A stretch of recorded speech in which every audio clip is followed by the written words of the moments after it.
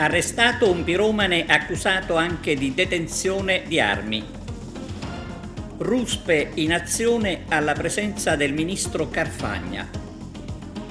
Si concludono gli eventi estivi organizzati dal Comune Empedoclino. Calcio, l'Acragas non vince e si scatenano le polemiche. Intervista al direttore generale Deni e poi panoramica sugli altri campionati delle Agrigentine.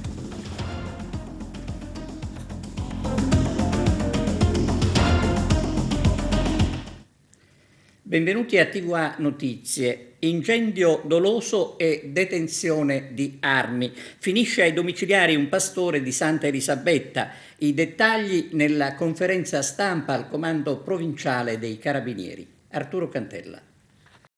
I carabinieri della stazione di Sant'Angelo Muxaro hanno arrestato un uomo sorpreso incontrato a Giardinello tra la zona di Sant'Angelo Muxaro e Raffadali mentre appiccava il fuoco a un vasto appezzamento di terreno. Stamani la conferenza stampa per illustrare come i militari, in aderenza alle disposizioni impartite dal comando provinciale di Agrigento e dalla compagnia di Canicattì, si spingono nella perlustrazione delle zone rurali più interne del territorio.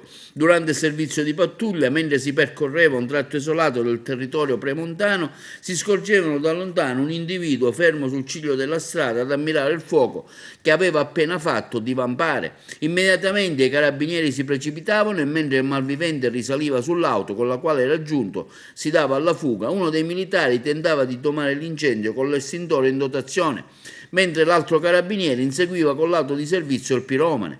Un inseguimento concluso dopo 10 chilometri nei pressi di Raffadali. Il piromane veniva coraggiosamente fermato dal comandante della stazione di Sant'Angelo Muxaro, che da solo lo immobilizzava, ne vinceva la resistenza e quindi riusciva a perquisire il borsello che lo stesso teneva fortemente stretto con sé.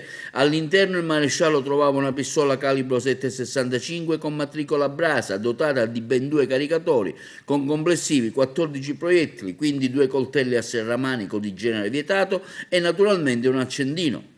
Quindi si è proseguito con la perquisizione dell'abitazione del fermato, dove nascosto è stato trovato nell'armadio della camera da letto un fucile da caccia calibro 16 marca Bakail, illegalmente detenuto. Quindi si procedeva al rito precauzionale di altri 4 fucili da caccia che il piromane però era autorizzato a tenere. L'uomo risultava essere un pastore di 32 anni, incensurato di Santa Elisabetta, immediatamente condotto in caserma, dichiarato in arresto per l'incendio doloso e per la detenzione illegale delle armi. Su disposizione della Procura della Repubblica di Agrigento veniva quindi posto immediatamente agli arresti domiciliari nell'attesa di essere interrogato dal GIP. Questa operazione ha messo in atto praticamente la strategia dell'Arma dei Carabinieri che deve essere presente sul territorio. Anche in quelle giornate dove piromani che girovagano pensano di non trovare nessuno sul territorio, invece l'arma è sempre presente. Con questa strategia ieri siamo riusciti a bloccarlo e comunque anche ad evitare ulteriori peggioramenti.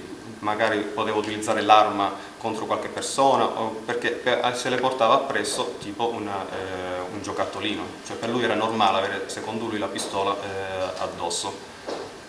Tutto qua. Poi comunque con l'aiuto dei colleghi siamo andati a casa e abbiamo fatto la perquisizione, abbiamo trovato anche quell'arma detenuta illegalmente, le altre regolarmente detenute le abbiamo ritirate per cautela per l'articolo 39 del Tulpus, che poi comunque comunicheremo in prefettura e vedremo di fare il da farsi. L'antefatto gentilmente, come si è arrivati cosa ha scaturito il sospetto verso questa persona? Sospetto perché è una terra diciamo isolata, c'era questa macchina parcheggiata per strada da sola, con questa persona fuori la macchina nel terreno che praticamente già aveva appiccato le fiamme e che stava constatando che comunque si era ben espanso e che poi subito alla nostra vista e comunque si è dato subito alla fuga.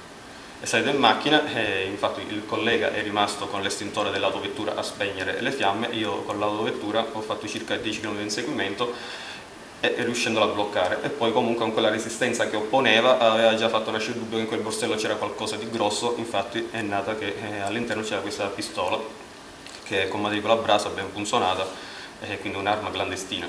Cosa ha detto? Cosa ha detto? Dell'arma non ha riferito nulla. Si è abbassa la facoltà di non rispondere dell'arma. Del fucile ha detto solamente che l'aveva trovato in campagna, ma della pistola non ha riferito nulla. Comandante, ci sono altri fucili qua in mostra, li avete sequestrati pur essendo diciamo legittimi?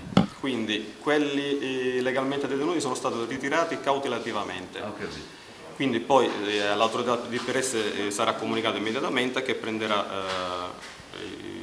le direttive del caso. Quindi quello illegale era solo uno? Illegale era solamente uno, sì. Lui naturalmente diceva che non aveva appiccato il fuoco, però era già là, scappava, cioè è normale che è stato lui. E come tutti i criminali dicono non sono stato io. Che età aveva, comandante? L'individuo? L'uomo? No, è un giovane ragazzo, 30 anni. Un pastore, vero? Un pastore, sì. Okay.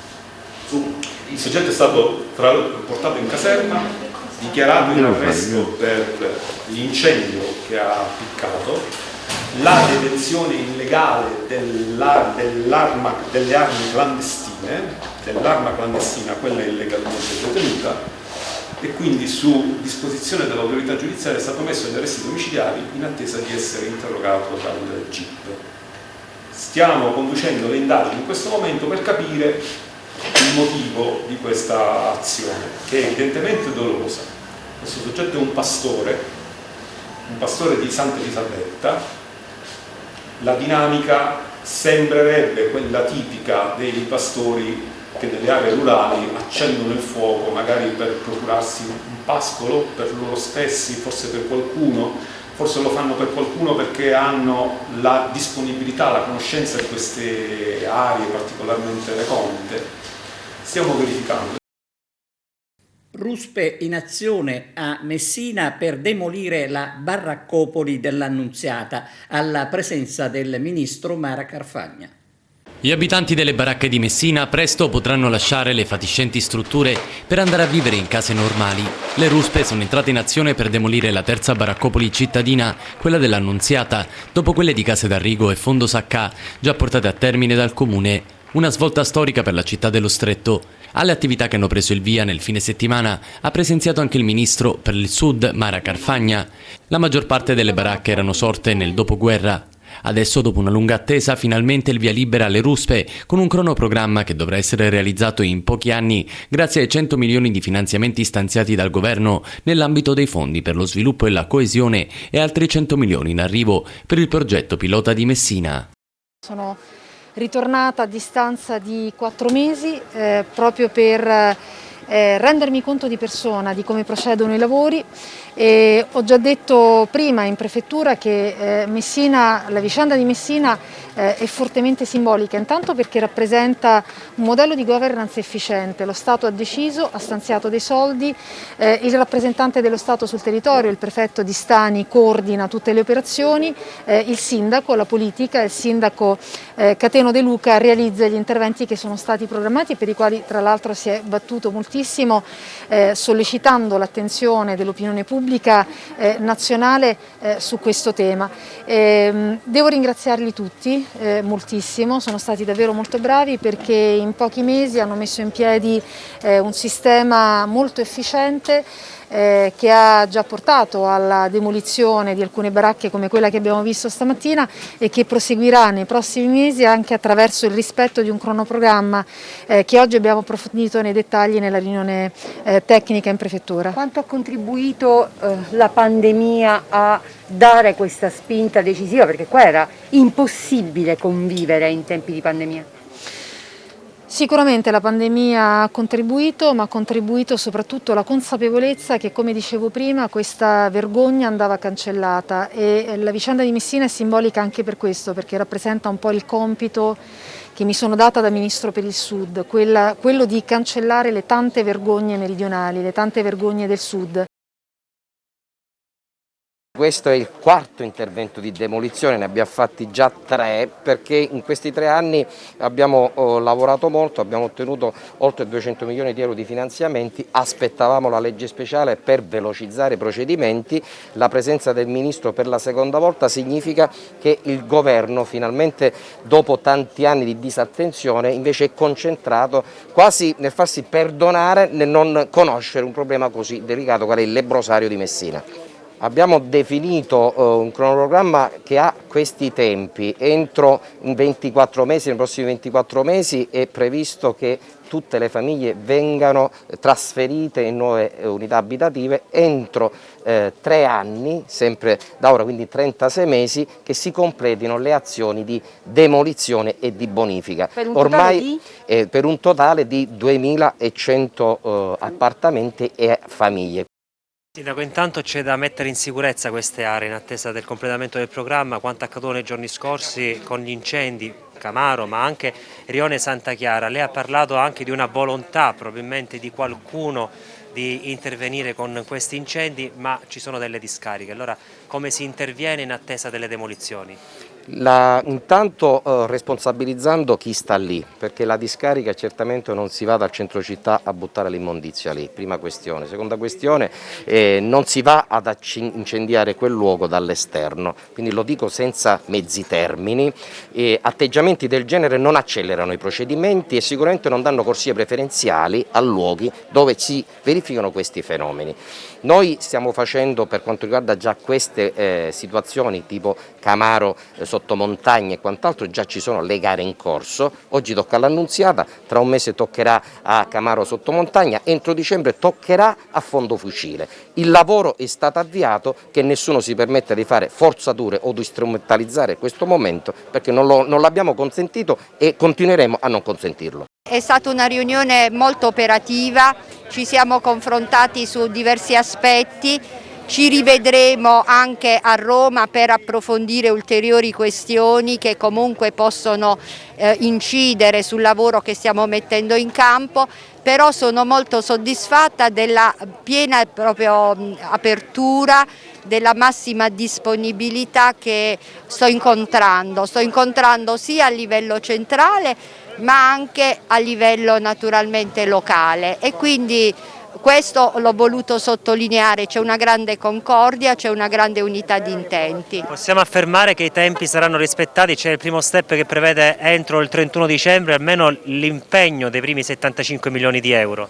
Sì, allora noi diciamo che abbiamo previsto un piano degli interventi cadenzato. Entro il mese di dicembre dobbiamo iniziare soprattutto a pubblicare i primi bandi di gara e quello costituisce per noi l'obbligazione vincolante. Successivamente quelle risorse si possono spendere anche nel corso del 2022 e naturalmente stiamo mettendo a fuoco tutto quello che naturalmente serve per poter naturalmente fare in modo che le risorse siano spese e soprattutto spese bene. Ancora risse ad Agrigento nel weekend, gran lavoro per le forze dell'ordine. Protagonisti in via San Francesco sono stati alcuni giovani immigrati armati di bottiglie di vetro, mentre poco distante a fronteggiarsi sono stati dei giovani agrigentini che hanno contribuito ancora una volta a rendere invivibile il centro di Agrigento. Cerimonia di apertura del nuovo anno sociale 2021-2022 del Lions Club Agrigento Host, il servizio di Arturo Cantella.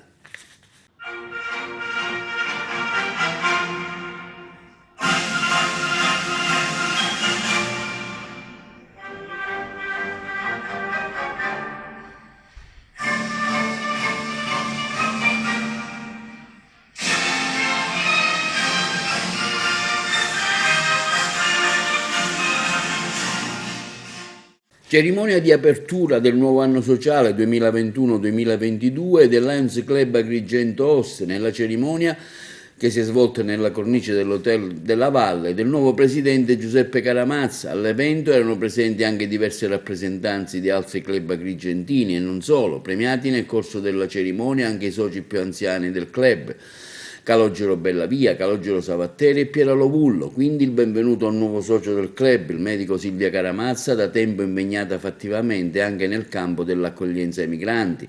La manifestazione è stata allietata dall'esibizione dei musicisti Federico Pivato e Alessio Nacuzzi. Nel corso della serata il neopresidente ha voluto dedicare anche una poesia di Ada Merini, letta dal past presidente Barbara Capucci, in linea con gli obiettivi fissati di attenzione verso il mondo dei disabili e alle donne vittime di violenza.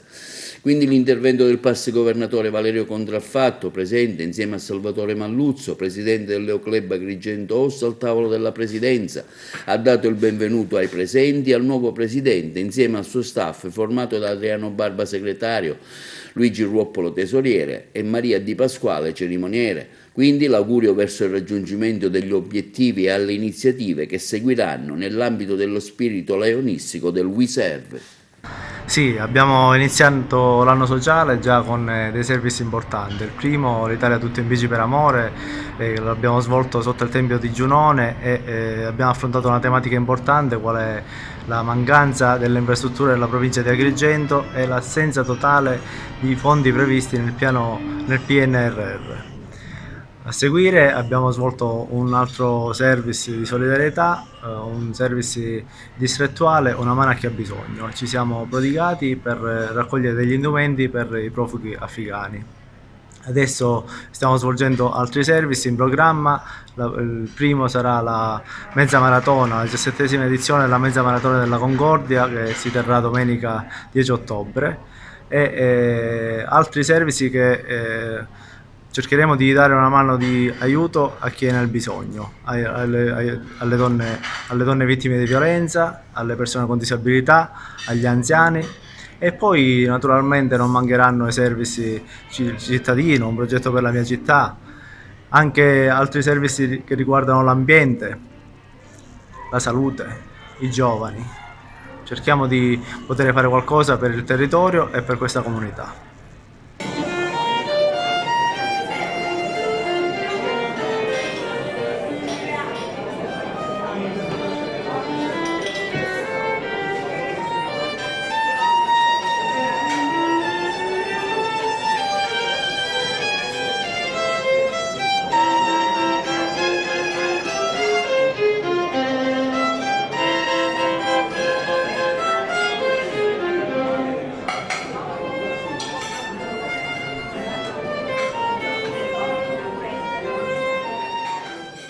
Conferenza stampa sabato alle 11:30 al Teatro Pirandello di Agrigento per la presentazione della stagione 2021-2022.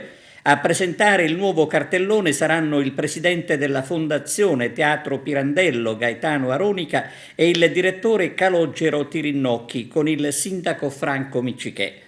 Finalmente, è il caso di dire, si torna a teatro. Una bella notizia per gli appassionati che nelle stagioni passate, prima della sospensione forzata a causa della pandemia, sono stati tantissimi. Il Comune di Sciacca aderisce al Giorno del Dono, promosso in tutta Italia dall'Istituto Italiano della Donazione e ispirato ai valori della solidarietà, della tolleranza e il rispetto delle diversità. La manifestazione ha il sostegno dell'ANCI.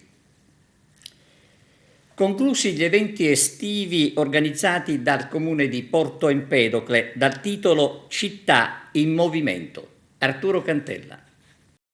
Si sono conclusi gli eventi estivi organizzati dall'amministrazione comunale di Porto Empedocle dal tema Porto Empedocle, città in movimento, fortemente voluti dal sindaco Ida Carmina.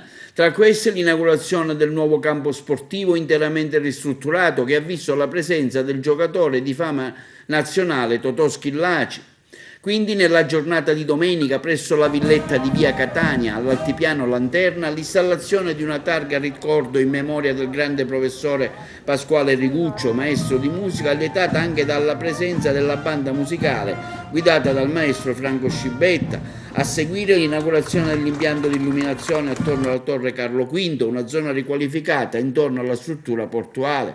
Quindi nella giornata di giovedì un seminario sullo sviluppo del porto che ha visto la qualificata presenza di autorità civili e militari come Pasqualino Monti, presidente dell'autorità di sistema portuale della Sicilia occidentale, del sottosegretario Giancarlo Cancellieri, dell'ammiraglio Alessandro Vittorio. È inserito nelle attività del FLAG Il Sole e l'Azzurro, previsto anche uno show cooking sui cibi del maestro Montalbano, La cucina di Nenè, presente nei suoi romanzi, fatta la domenica sera, curata dalla Euroform, Scuola di Arti e Mestieri. Quindi gli spettacoli musicali svoltesi in piazza Kennedy, che sono stati recuperati dopo il blocco dovuto al Covid-19 dalla regione siciliana, che ha visto la presenza di centinaia di persone che hanno assistito agli eventi musicali, quelli del sabato sera con la scuola di ballo Baila Conmigo. Suelo, oh, oh, suelo, oh, oh, questa musica me encanta. DJ, suelo, oh, oh, suelo, oh, oh, porque ya tú sabes, te quedaste afuera, te botella. Quindi l'esibizione della domenica sera di Rino Ciofalo, che con il suo vasto repertorio ha lietato la serata dei presenti, fornendo una performance di alto livello musicale. Rino Ciofalo ha cantato ai presenti il suo vasto repertorio musicale, che negli anni ha accumulato insieme ai suoi brani più cantati, accompagnati da una musica band empedoclina. Ricorreva proprio ieri il suo 30° della morte, è il professore Calogero Sanfilippo. Lo vorrei ricordare insieme a voi, tutti noi della musica, ma voi concittadini di questo illustre pianista, cantautore, un musicista straordinario, nonché una persona per bene. Calogero, ovunque tu sia, ti regaliamo queste note dal profondo del nostro cuore. Quindi non mi rimane che augurarvi a tutti voi un buon concerto e soprattutto con tanta musica, di aria e musica. E la canzone del Severo. Vai!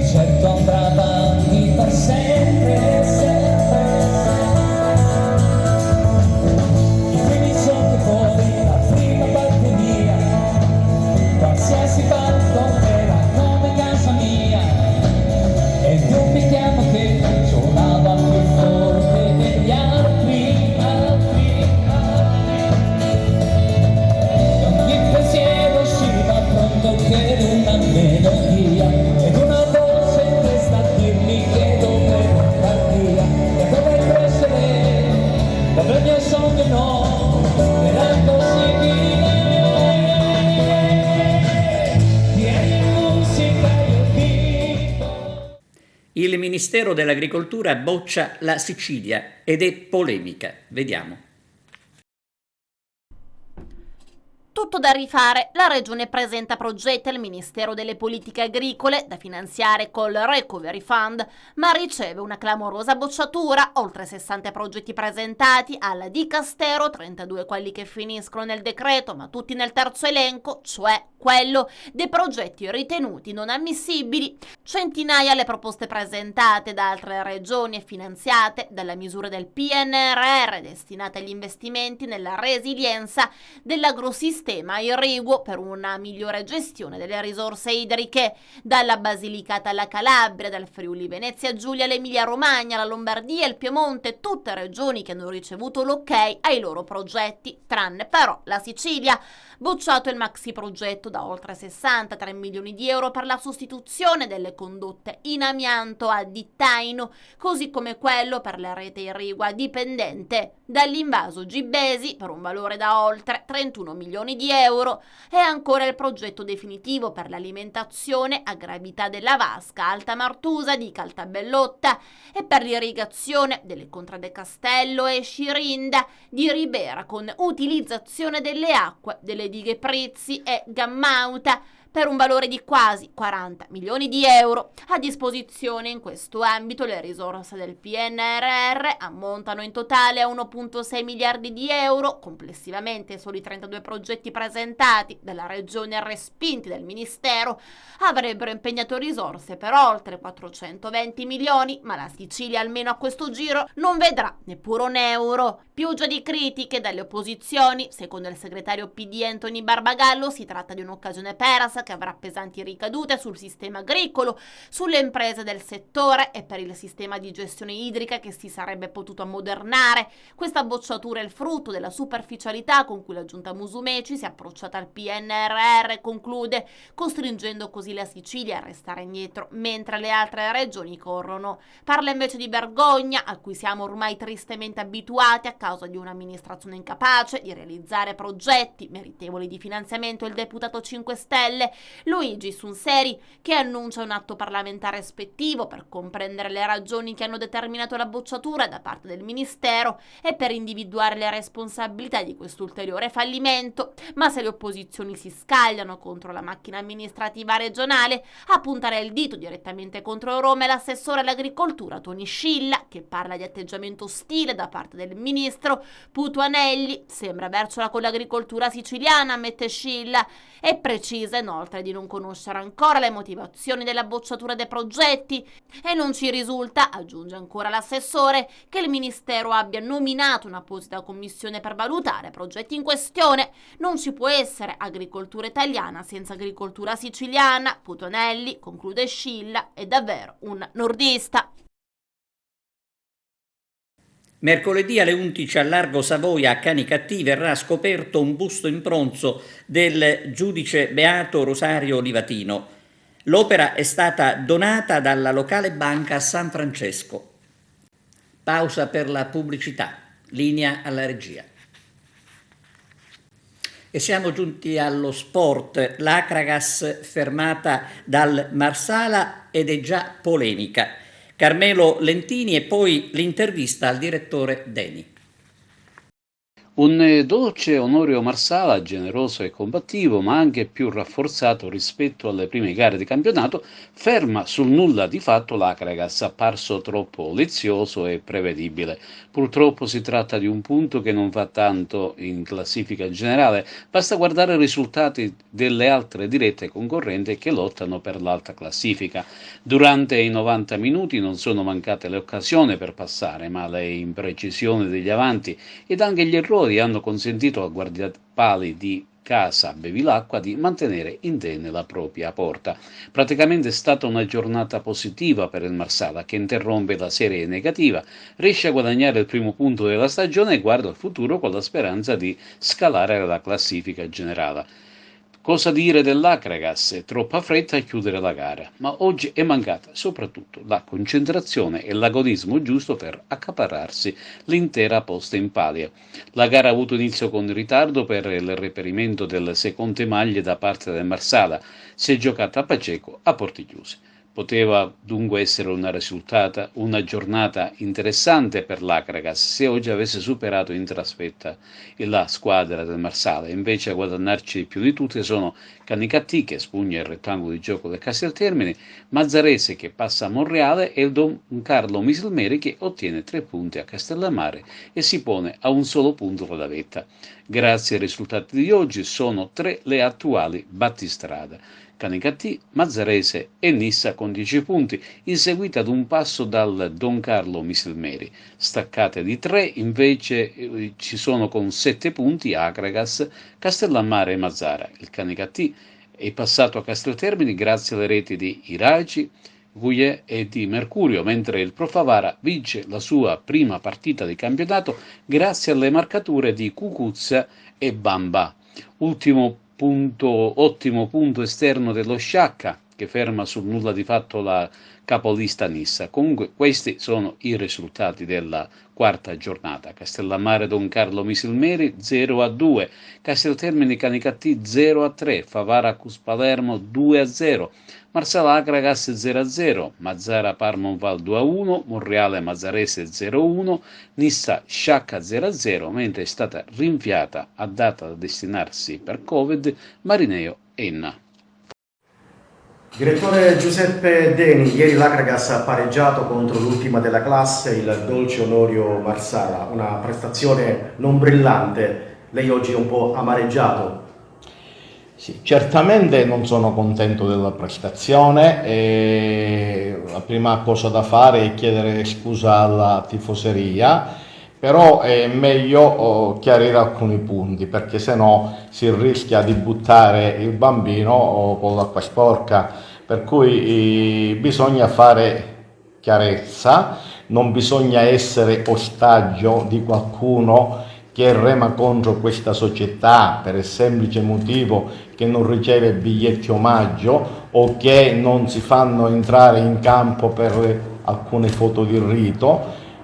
Per cui queste mie battute che in questa sede farò sono tendenti a far capire che l'Agregas di quest'anno societariamente è una società forte, rimarrà una società forte perché è fatta da persone per bene e da persone serie che onorano tutti gli impegni che hanno preso. Questo è un punto fermo di questa società. Andiamo al nodo calcistico. È chiaro che ieri la prestazione della squadra è stata sostanzialmente negativa, anzi quasi imbarazzante. Però ecco, bisogna dire alcune cose. Noi dirigenti e anche l'area tecnica, in prima persona il direttore sportivo Cammarata, ha sempre detto che a quest'Agregas manca qualcosa, noi sappiamo cosa manca, abbiamo anche detto, signori miei, dateci qualche giorno di tempo, perché essendo partiti in ritardo, i migliori giocatori, i pezzi, chiamiamoli così, da 90, di alcune categorie erano già impegnati, per cui stiamo cercando di rincorrere il tempo. Però che sia chiaro una cosa, questa è un Agregas importante, un Agregas che ha una difesa di spessore, è un Agregas che ha un centrocampo di spessore. Siamo un poco leggerini nella fase avanzata, ma questa non è una novità, questa è una cosa che sapevamo, che sapeva la società e che sapeva il direttore sportivo. Ci siamo dati dei tempi per cercare di non fare errori, perché molte volte la fretta fa combinare errori. Noi volevamo aspettare qualche giorno per vedere se si individuasse qualche profilo che facesse diciamo cambiare la logica avanzata di queste squadre. La partita di ieri, una partita imbarazzante, ci porta ad accelerare i tempi, per cui dico, qua io sono con il direttore sportivo a cui la società dà la massima fiducia e la massima considerazione. Abbiamo parlato, abbiamo detto che in settimana dovrà essere tesserato qualche attaccante per poter far sì che l'Agregas possa recitare il ruolo che merita. Per cui non c'è da allarmarmi, non eravamo fenomeni prima e non siamo brocchi ora, siamo una società che dal punto di vista logistico ha tutte le condizioni per poter fare un campionato da protagonista. Calcisticamente abbiamo i 2/3 della squadra che è da categoria superiore. Adesso panoramica sulla domenica calcistica delle squadre agrigentine. In Serie D girone Illicata sfiora l'impresa sul campo della Gelbison. La compagine di Pippo Romano era passata in vantaggio con l'ex cragantino Candiano. Sembrava fatta sino al 90esimo, ma in pieno recupero, 96esimo, ecco arrivare la rete del pari con un colpo di testa di Coris. Finalmente una giornata positiva invece per le due squadre agrigentine del girone A di promozione. Il Camarat ottiene un prezioso pari sul campo del Casteldaccia grazie alla doppietta di Cosimo Panepinto, mentre il Raffadali supera tra le mura amiche il Forte Lascari Cefalù con le marcature di Polito, Curaba e Sicurella. Con questa vittoria salutare il Raffadale balza al terzo posto con 7 punti, ad un solo punto dalla seconda poltrona, mentre il Camarat si assesta a 5. Domenica prossima Raffadale è ancora in casa contro il Casteldaccia, mentre il Camarat renderà visita al fanalino di coda Villabate. In prima categoria girone B si sono registrati dei brutti scivoloni casalinghi per Empedoclina e Ravanusa, che rimangono a 0 punti ultimi in classifica. Gol e spettacolo invece a San Giovanni Gemini, dove l'Atletico Favara ottiene un pari 3-3 con i locali del tecnico Renato Maggio.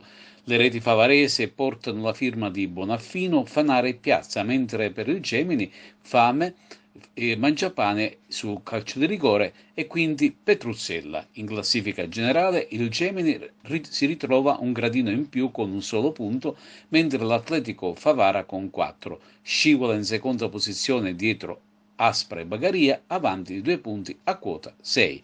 Nel campionato di seconda categoria girone B, l'atteso derby agrigentino tra Muxar, Virtus e Favara è stato vinto dalla prima con il risultato di 2-1. Una gran bella gara che ha tirato sugli spalti dello stadio Barbadoro Medulla una folta rappresentanza di tifosi di entrambe le fazioni. Decisive le reti sant'angelesi di Potestia e di Bennardo, mentre per gli ospiti favaresi ha dimezzato Bellomo. È finita senza reti l'atteso scontro del Comunale di Campobello di Licata tra la locale squadra e l'ambizioso Gela. Con questa vittoria il Muxar raggiunge a 3 punti proprio il Virtus di Favara, mentre il Campobello conquista il suo primo punto stagionale. Nel girone A, sempre di seconda categoria, pari a son di reti per l'Alessandria della Rocca, ambizioso, che ottiene un 2-2 finale sul campo del Castronuovo. Di Giuffrida e De Innamorato le reti alessandrine. Sulla partita Casteltermini-Canicattì ci sono le interviste al tecnico del Canicattì Lillo Bonfatto e al giocatore Benedetto Iraci, Tonino Butera. Finisce 3-0 Casteltermini, siamo con Lillo Bonfatto, tecnico del Canicattì, una bella prestazione la vostra, non avete rischiato nulla e avete fatto 3 gol, ne potete fare anche di più.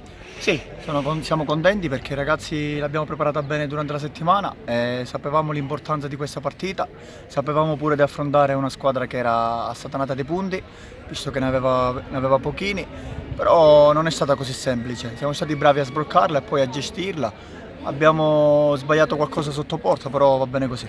Un bel gruppo di giocatori, ho visto che si muovono bene in campo, merito oltre che a te, chiaramente va anche al preparatore Ammunda che sicuramente sta svolgendo un buon lavoro. Sì, è dal 5 agosto che lavoriamo, però quello che voglio sottolineare è che abbiamo dei ragazzi straordinari, dei ragazzi che hanno la cultura proprio del lavoro, sanno lavorare bene, soprattutto i grandi, quindi si trascinano pure i giovanotti e noi come staff siamo più che contenti. Un plauso anche alla società. Ovviamente, perché abbiamo fatto un buon mercato, abbiamo individuato prima di tutto l'uomo e poi il calciatore. Siamo riusciti a prendere secondo me le persone giuste che fanno a caso nostro e che possono fare la differenza per il Canicattì Calcio. Iraci, autore del primo gol qui a Casteltermini, è finita 3-0 con grande merito, una buona partita la vostra.